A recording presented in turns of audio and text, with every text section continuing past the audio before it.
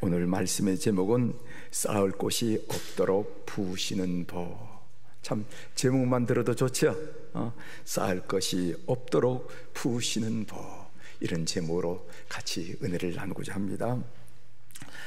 구약 성경 맨 마지막에 나오는 말라기에 대한 설교 세 번째 시간입니다.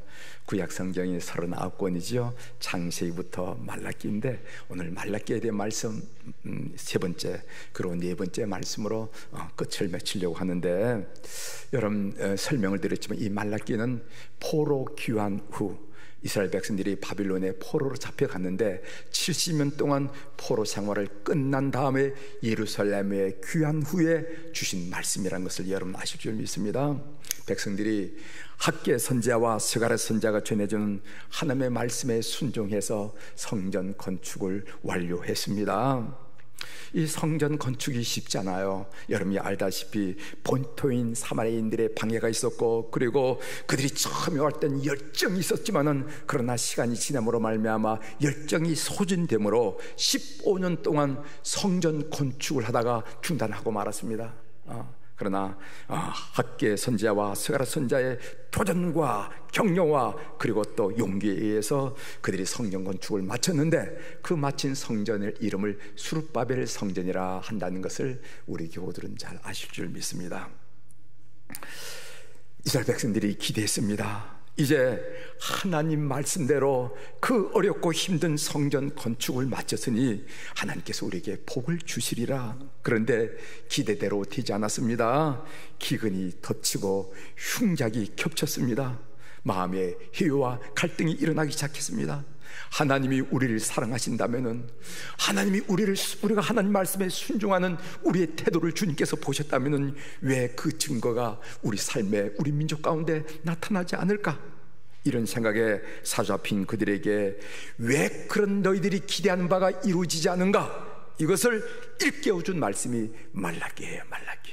그래서 우리가 첫 번째 백성들에게 하신 말씀 우리가 배웠지요. 예배 문제였습니다. 너희 예배 드리는 거 한번 점검해봐라. 그런 예배를 총독에게 드린다 하면은 그 총독이 받겠느냐? 예배 드리는 거 생각해봐. 두 번째로 하는 말씀이 가정 문제였습니다. 너희 가정이 무너지지 않았느냐? 가정이 무너지지 않았느냐? 거기에 아픈 울음이 있는데 어떻게 너희들이 축복을 달라고 말할 수가 있겠니? 한 이야기를 우리 지난 시간에 들으셨죠?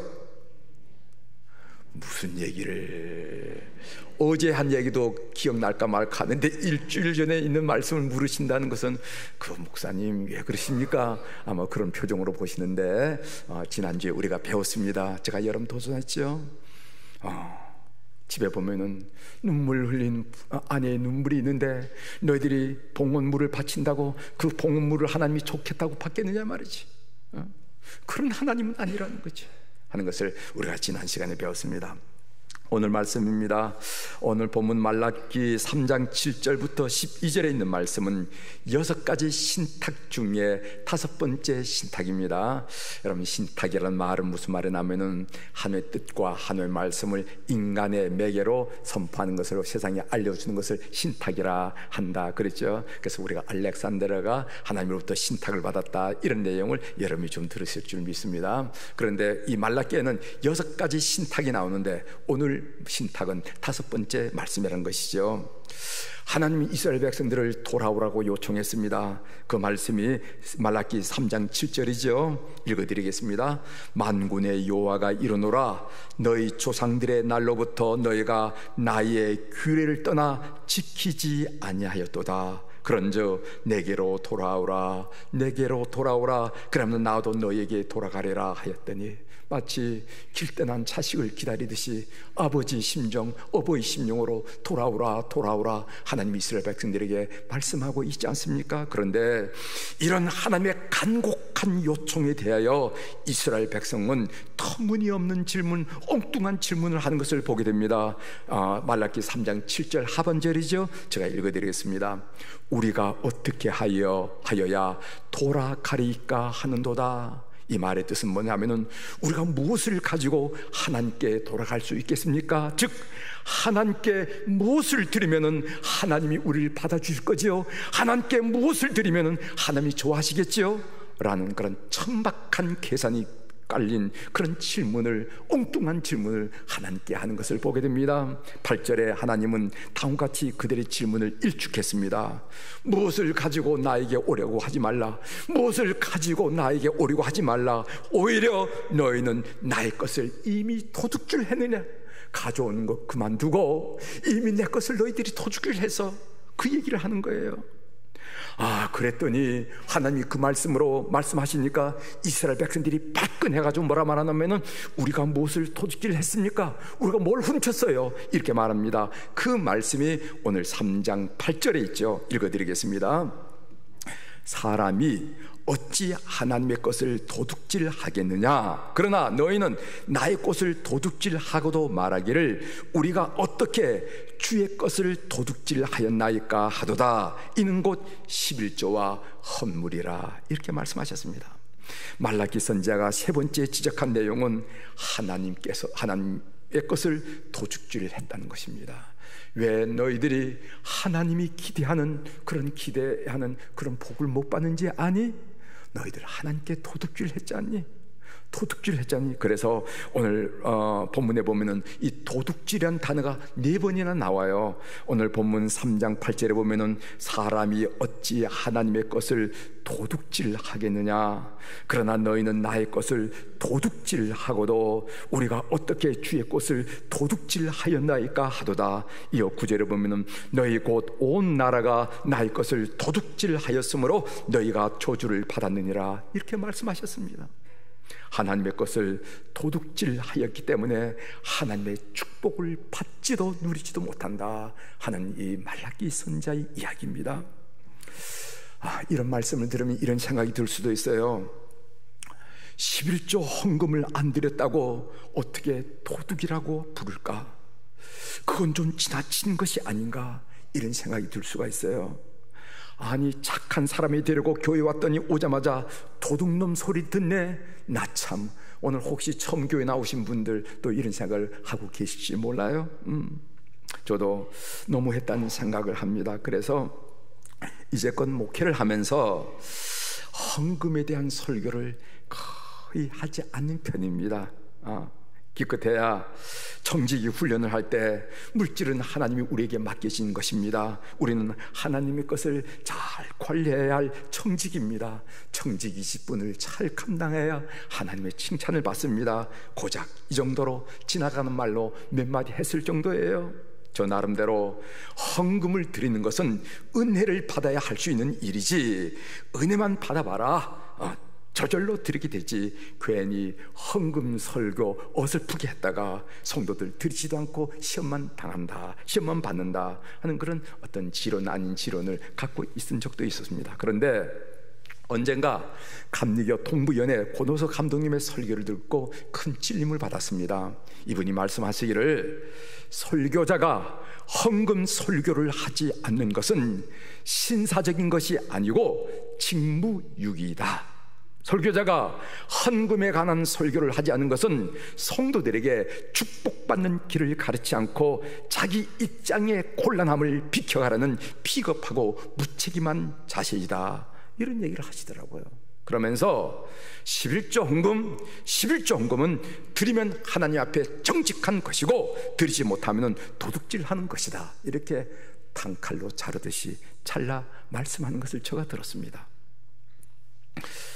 우리 교우들은 대부분 11조 헌금을 드리기 때문에 제가 이런 설교를 하는 것에 대해 부담감이 좀 덜합니다. 그래도 어제 이 설교를 마감하고 정리하면서 하나님께 기도를 드렸어요. 오늘 믿음이 약한 성도들이 이 설교를 듣고 시험에 들지 않도록 도와달라고 이렇게 기도드렸습니다. 시험에 들지 마십시오. 제가 기도드렸으니까 시험에 들지 않을 겁니다. 사실 11조 헌금 문제는 신앙생활의 기본입니다. 왜 기본이 되는지 제가 4가지로 좀 설명을 드리고 말씀을 좀 이어갈까 합니다. 첫 번째로 11조 헌금의 규례는 율법으로 주어졌지만은 그러나 그것은 하나님께서 우리에게 베푸시는 축복의 통로라는 겁니다. 축복의 통로. 여러분 신명기 14장 29절에 있는 말씀입니다. 너희 중에 분깃이나 기업이 없는 레인과 내 성중에 우가는 객과 및 과와 과부들로 와서 먹어 배부르게 하라. 그리하면 내 하나님 여호와께서 너희 손으로 하는 범사에 내게 복을 주시리라. 이 말씀이 언제 주어졌냐면은 11조 규례를 말씀하신 다음에 끝으로 마지막으로 하신 말씀입니다. 보십시오. 그리하면 내 하나님 여호와께서 너의 손으로 하는 범사에, 너의 손으로 하는 범사 모든 일에 내게 복을 주시리라. 이렇게 말씀하셨다는 것입니다. 오늘 우리가 본문으로 읽은 말라기 3장 10절에도 만군의 여호와가 이르노라. 너희의 온전한 11조를 창고에 들여 나의 집에 양식이 있게 하고 그것으로 나를 시험하여 내가 하늘문을 열고 너희에게 복을 쌓을 것이 없도록 붙지 아니하나 보라. 이렇게 말씀하고 있다는 것입니다.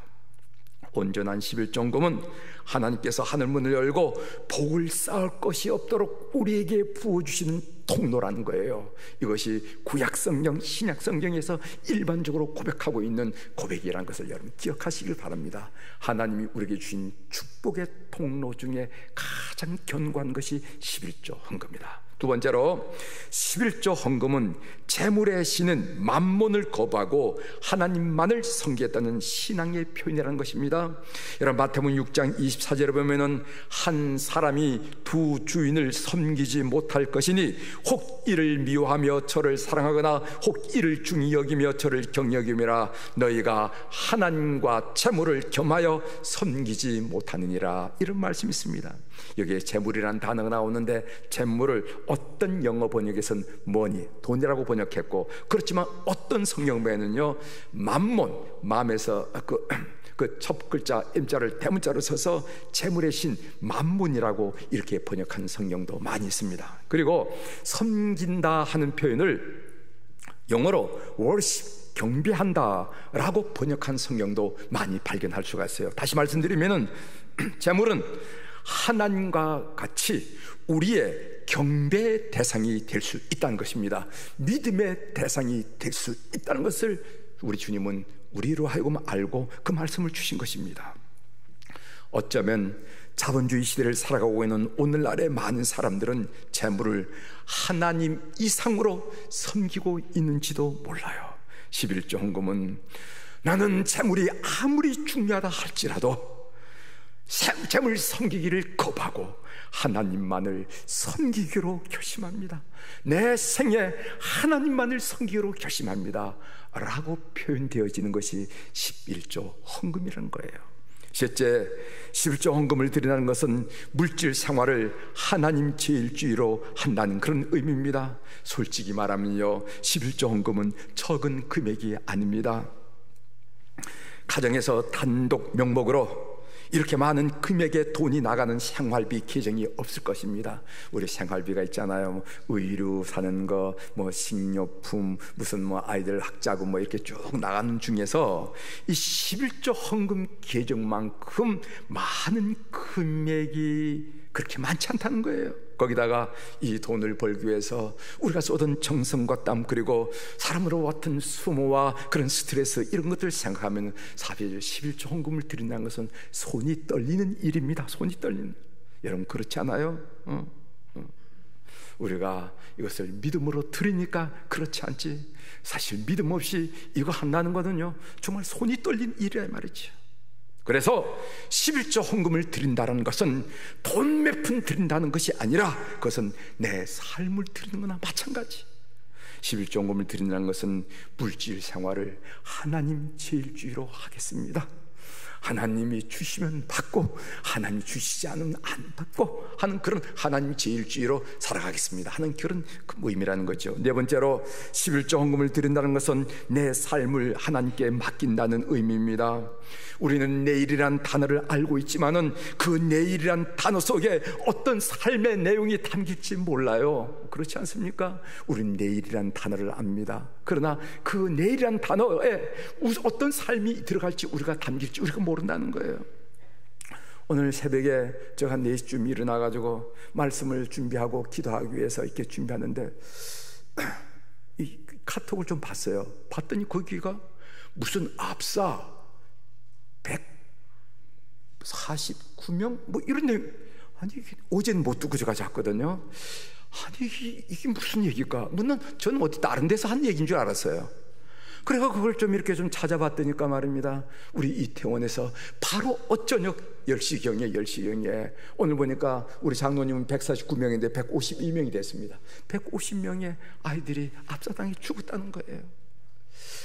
어떻게 마음이 아프든지 우리가 자식 내기를 해서 자식을 키워봤잖아요. 아이들이 엄마 놀다 올게. 그러면 누구하고 놀는데? 아무 친구 누구하고 놀다 올 거야. 그래 재밌게 놀다 와서 이제 공부해야지. 아마 이런 얘기를 부모님과 주고받으면서 아이를 내보냈을 거예요. 근데 덜컥 이 이야기를 들으면은 얼마나 이게 가슴이 철렁내려고 마음이 아프겠어요. 그 마음이 느껴져 가지고 하면서 한숨이 저절로 나오더라고요. 그러면서 오늘 성경 본문이 생각나더라고요. 우리가 내일이란 단어는 우리가 알고 있지만은 그 내일에 담길 내용은 우리는 아무도 모릅니다. 저도 모르고 여러분들도 모르잖아요. 그래서 우리는 내일에 갑자기 닥칠 일에 대비하기 위해서 저축을 합니다. 우리는 내일 갑자기 닥칠 질병을 치료하기 위해서 의료보험에 들잖아요. 우리는 내일 자녀 교육을 해서 교육보험도 듭니다. 그런데 그것이 우리 내일을 보장하느냐 이 말이에요. 그것을 들어놓으면 우리 마음이 평안하느냐 이 말이에요. 그것을 준비해놨다고 난 걱정거리가 없다고 큰 소리 칠 수 있느냐 이 말이에요. 그럴 수 없죠. 아무것도 아님을 우리가 느낍니다. 그런데 11조 헌금이란 말은 무슨 말인가?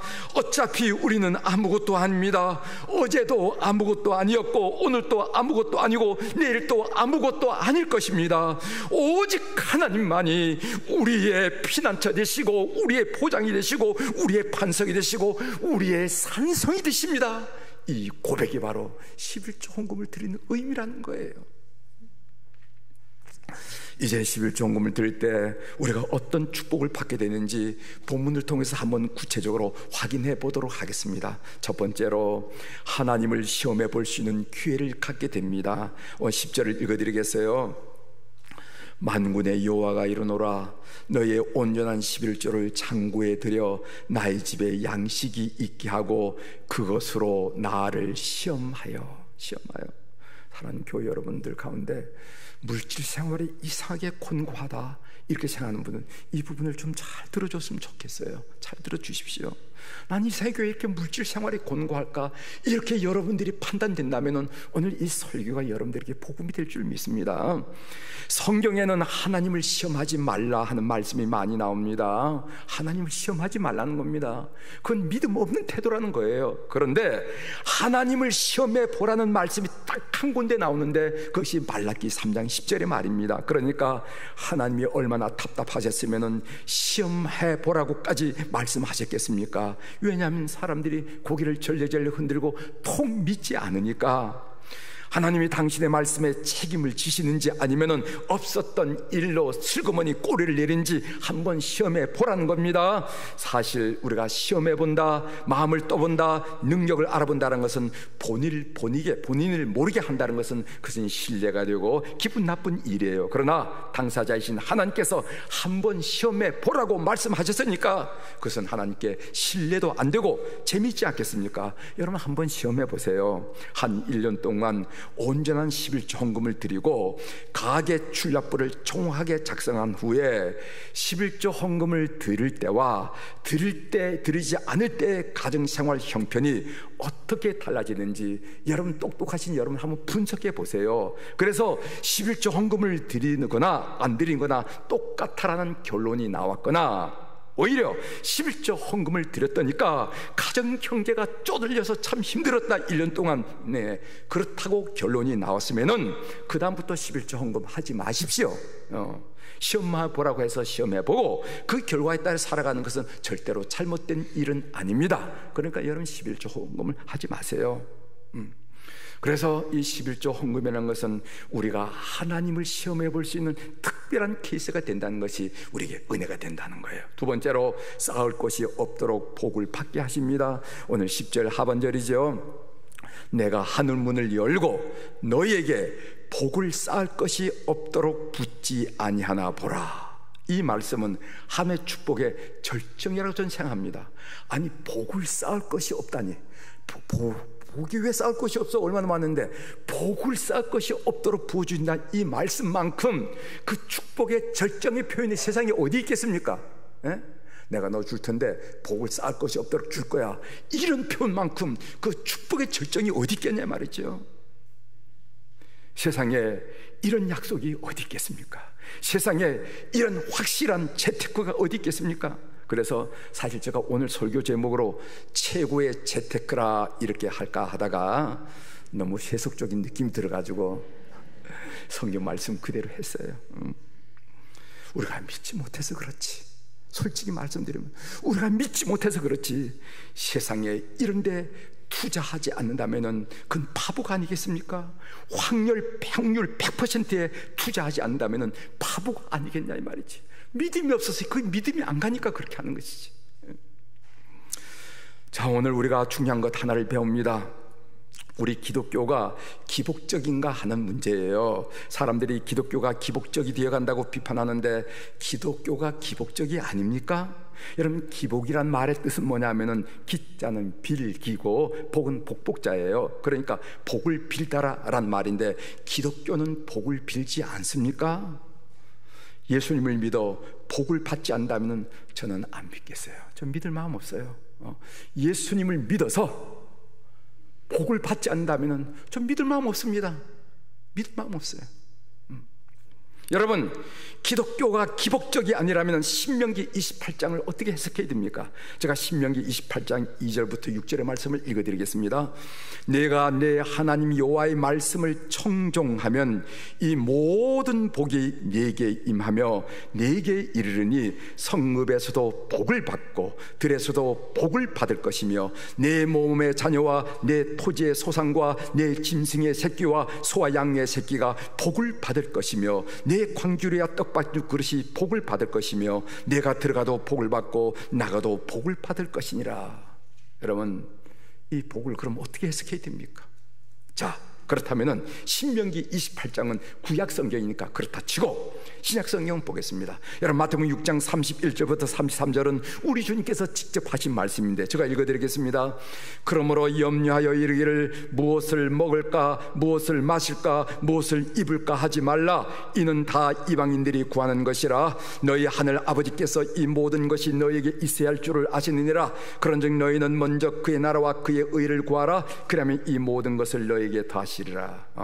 너희 하늘 아버지께서 이 모든 것이 너희에게 있어야 할 줄을 아시니라고 주님께서 말씀하셨는데, 이 말씀은 먹을 것, 입을 것, 마실 것을 준다는 얘기입니까? 안 준다는 얘기입니까?